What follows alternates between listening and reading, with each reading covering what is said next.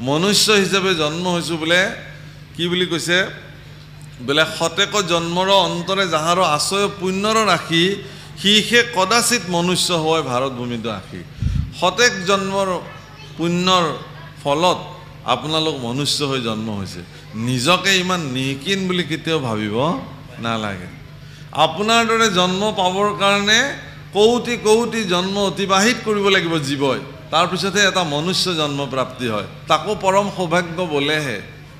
যদি নহয় তেতিয়ালে পুনঃ 84 লক্ষ নৰক জুনি পৰিভ্ৰমণ কৰিব লাগিব সেই কাৰণে মহাৰাজ পৰীক্ষিতে এই কথাটো সুখদেৱক সুধিছিলে মৃয় মানস্য কিম কাৰ্যম মৃত্যুমুখী লোকৰ কি কাম নহলে তো পৰীক্ষিতে নুসুধিলেহেঁতেন গুৰুদেৱ সুকে বুজি পাইছিল এই কথাটো কিন্তু বাকি তাত বহি থকা ঋষিসকলে সিমান ওপৰলৈকে কথাটো ভাবিব পৰা নাছিল কাৰণ তেওঁলোকে ভাবিছিলে কি যে যেহেতু মহাৰাজ পৰীক্ষিত মৃত্যুমুখী এতেকে তেওঁ মৃত্যুমুখী লোকৰ কি কাম এই প্ৰশ্নটো তেওঁ যথোচিত তেওঁৰ প্ৰয়োজন আছে কাৰণে সুধিছে তেওঁৰ দৰকাৰ আছে গৰজ আছে গৰজ শব্দটো বুজি পায় নহয় গৰজ আছে তেওঁ আমি একদম ঘৰুৱাভাৱে কওঁ যে এনে কি গৰজ পৰিছে তেওঁৰ গৰজ আছে সেইকাৰণে সুধিছে তেওঁ বাকিবিলাকৰ গৰজ নাই নেকি আপোনাৰ মোৰ গৰজ নাই নেকি আপোনাৰ মোৰো গৰজ আছে এই কথাটো জানিবৰ কাৰণে যে মৃত্যুমুখী লোকে কি কৰা উচিত কাৰণ কেলে আমিবিলাকো মৃত্যুমুখী আমিও মৃত্যু নামৰ নিশ্চিত খুঁটিটোলৈকে সববিলাক দৌৰি আছো আজি এটা দিন গ'ল দুটা দিন গ'ল তাৰমানে মৃত্যু নামৰ সেই নিৰ্দিষ্ট জেগাটোলৈকে য'ত মোৰ মৃত্যু নিশ্চিত হৈ আছে তালৈকে প্ৰত্যেকটা মুহূৰ্তত আমি তিলকে আগুৱাই গৈ আছো হা ল'ব লাগে এতিয়া সেই কথাটোকে তেওঁ এটা কথা কৈছিলে যে মহাৰাজ পৰীক্ষিতলৈকে সুখদেৱে ক'লে তুমি শ্ৰৱণ কীৰ্তন কৰা কি শ্ৰৱণ কীৰ্তন কৰিব লাগিব কৃষ্ণ গুণনা কীৰ্তন বেদস্তুতিত লিখিছে প্ৰভুৰ বহুত তাত্ত্বিক কথা এইবিলাক একদম গভীৰৰ পৰা গভীৰ কথা প্ৰভুসকল বেদস্তুতিত ভগৱান কৃষ্ণৰ প্ৰথম নিশ্বাসত শ্ৰী নাৰায়ণৰ প্ৰথম নিশ্বাসত বেদসমূহ বাজ হ'ল তেওঁলোক মূৰ্তিমান হ'ল মূৰ্তিমান হৈ ক'ত থাকিলে পৃথিৱীত থাকিলে পৃথিৱী আকৌ মায়াৰ আবেষ্টনীত আছে মায়াৰ আবেষ্টনীত মনত ৰাখিব প্ৰভুসকল মূৰ্তিমন্ত বেদসমূহ কিন্তু ভগৱানৰ নিশ্বাসৰ পৰা যেতিয়াই আহি পৃথিৱীত তেওঁলোক মূৰ্তিমান হৈ গ'ল তেওঁলোক মায়াৰ আবেষ্টনীত পৰি গ'ল তেওঁলোক সেইকাৰণে প্ৰশ্ন কৰিছে যে তিনি তাপময় সংসাৰৰ মায়াৰ আবেষ্টনীত থকা মায়াময় বেদে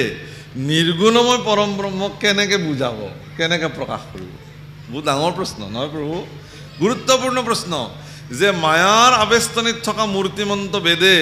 নিৰ্গুণময় পৰম ব্ৰহ্মক কেনেকে স্তুতি কৰিব কি বুলি তেওঁক বুজাব মানুহক এই প্ৰশ্নৰ উত্তৰো সুখদেৱে পৰীক্ষিতক দিছে পৰীক্ষিতেই সুধিছে এই কথা বা বৰ আচৰিত কথা মহাৰাজ পৰীক্ষিতক সুখদেৱে কৈছে যে হে পৰীক্ষিত সন্দেহ কৰিবলগীয়া নাই কাৰণ মায়াময় সংসাৰত আবেষ্টনীত আবদ্ধ হৈ থকা বেদ মূৰ্তিমান বেদে সেইগৰাকী ঈশ্বৰ পুৰুষৰ লীলাসমূহ বৰ্ণন কৰিছে যিগৰাকীয়ে নিৰ্গুণ নিৰাকাৰ হোৱাৰ পিছতো একমাত্ৰ জগতৰ কল্যাণৰ অৰ্থে মায়াময় জগতখনত নিজেও আহি সগুণ সাকাৰ ৰূপ ধৰি বিভিন্ন লীলাসমূহ সম্পাদিত কৰে গতিকে তেওঁ যিহেতু নিৰ্গুণ হৈও সগুণ ৰূপে আহি নিৰাকাৰ হৈও সাকাৰ ৰূপত অৱস্থান কৰি তিনি তাপযুক্ত জগতখনত তেওঁ পূৰ্ণাংগ মনুষ্য শৰীৰে আহি মানুহৰ যেনেকুৱা দুখ বেদনা সুখ আনন্দ হাঁহি ফূৰ্তি কান্দন সকলোবিলাক তেওঁৰ শৰীৰত তেওঁ সমাহিত কৰি ল'লে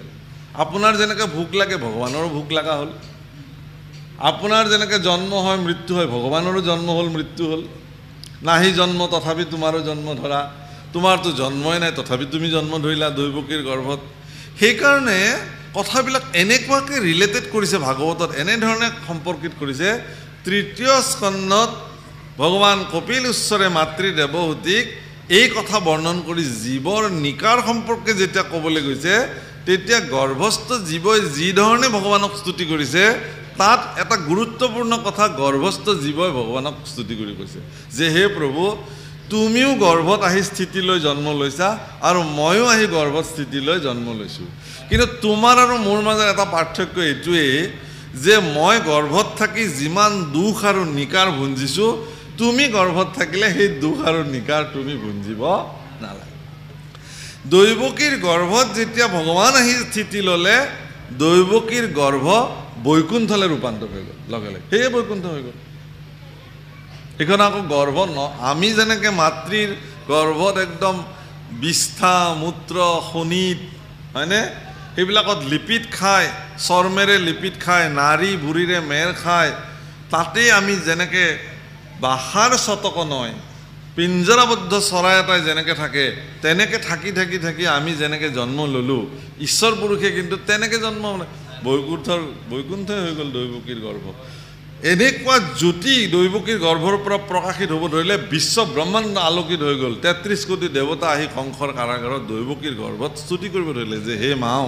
তুমিতো তোমাৰ গৰ্ভটো বৈকুণ্ঠ হৈ গ'ল বৈকুণ্ঠপতি শ্ৰী নাৰায়ণ আহিতে তোমাৰ গৰ্ভত স্থিতি লৈছে সেইকাৰণে দৈৱকী পূজ্য হৈ গ'ল প্ৰভুসকল মনত ৰাখিব আজিও যদি কোনোবা মাতৃয়ে তেনেকুৱা মহাপুৰুষৰ লেখীয়া জীৱক যদি গৰ্ভস্থ কৰে সেই মাতৃও জগতত পূজিত হৈ যায় আৰু যি মাতৃৰ গৰ্ভত অসুৰ সন্তানৰ জন্ম হৈছে যি জগতক জ্বলা কলা খুৱাইছে সেই মাতৃ পিতৃ জগতত কেতিয়াও সমাজৰ পূজিত নহয় পুত্ৰৰ অসৎ কাৰ্যৰ কাৰণে পিতৃ মাতৃও গালি খাব মাক ভাল হ'লেহে পুতেক ভাল হ'ব বাপেক ভাল হ'লেহে পুতেক ভাল হ'ব লাগে বাপেক যিমানেই ভাল হওক মাক যিমানেই ভাল হওক পিতৃ মাতৃ যিমানেই বেয়া নহওক কিয় যদি সঠিক সংস্কাৰৰ দ্বাৰা সন্তানক গৰ্ভস্থ কৰি মাতৃয়ে যদি জন্ম দিব পাৰিছে সেই মাতৃ কিন্তু পুত্ৰৰ কৃতকাৰ্যতাৰ কাৰণে পুত্ৰৰ যশস্যা আৰু কৃতিত্বৰ কাৰণে মাককো মানুহে পূজা কৰোঁ যে আপোনাক এবাৰ চাবলৈ মন যায় এনেকুৱা সন্তানৰ মাতৃক এবাৰ চাব পৰা হ'লে কোন মাতৃয়েনো এনেকুৱা সন্তান জন্ম দিছে এই বুলি মাতৃক এবাৰ দৰ্শন কৰাৰ মানুহে হেঁপাহ কৰে আৰু সেই মাতৃক যদি কেনেবাকৈ সাক্ষাৎ পায় তেতিয়াহ'লে সেই মাতৃক সোধে আই আপুনিনো সন্তানটোক কেনেকৈ জন্ম দিলে এবাৰ কওকচোন কি নীতি নিয়ম পালন কৰিছিলে আপুনি জানিবৰ কাৰণে মানুহৰ হেঁপাহ যায় গতিকে হে প্ৰভুসকল আইসকল পৃথিৱীত এই মনুষ্যসকল আপোনালোক আমিবিলাকে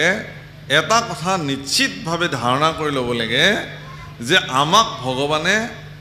তেওঁৰ কৰ্ম সাধন কৰিবৰ কাৰণেহে পৃথিৱীলৈ আনিছে আমি তাকে নকৰি যদি আমি কেৱল আৰু কেৱল বিষয় কৰ্মতে ৰত হৈ থাকোঁ ভগৱানৰ কৰ্মৰ প্ৰতি যদি পিঠি দিওঁ তেতিয়াহ'লে এই মনুষ্য জন্মটো কোনো কাৰণতে সাফল্যমণ্ডিত নহয় এতিয়া যদি অসুৰ হৈও জৰাসন্ধৰ দৰে যদি অসুৰ দানৱ হৈও তেওঁ যদি ভগৱানৰ কাৰ্যত নিজক নিয়োজিত কৰিছে তেতিয়াহ'লে তেওঁতো পূজিতেই হ'ব ভগৱানে তেওঁৰ গুণ যথেষ্ট বৰ্ণন কৰিব আৰু আজিও এই কথাটোকে ইয়াত বৰ্ণন কৰিছে কি বুলি কৈছে হীৰা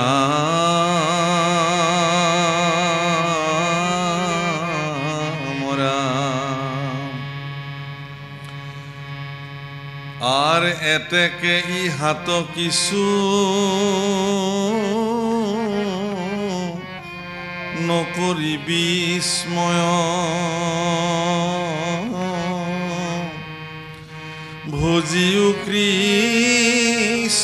পাদ পদ্ম পুণ্যময় হীৰা মৰা কজিয়ান্ত হৰি জিয়াকে মাৰন্ত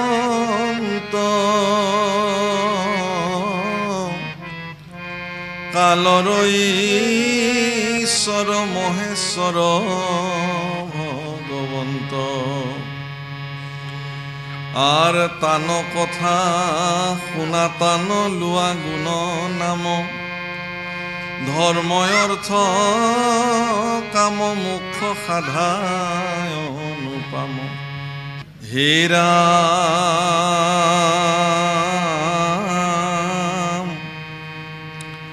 আৰ মিছা বস্তু সত্য হবই কৃষ্ণ কভুজিলি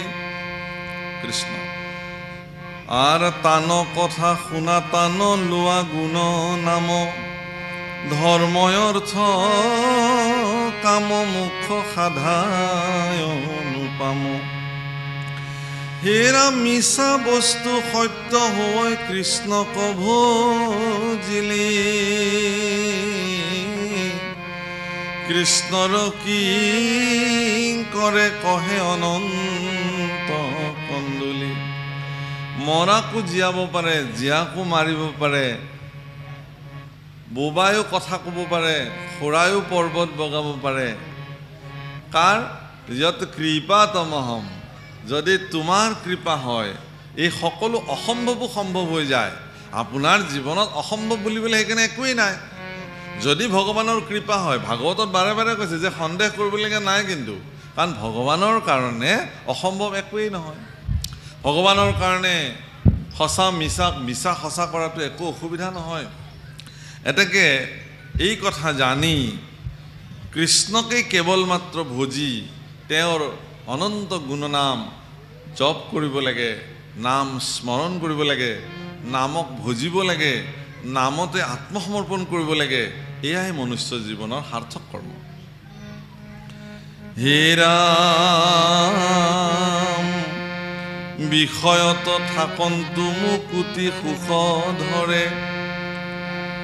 যেবে কৃষ্ণ কথা নিতে কৰ্ণ মন পুৰে আৰ আপুনি প্ৰমাণ পাবা শুনা নৰ নাৰী দুখ দূৰ হওক ডাকি বোলা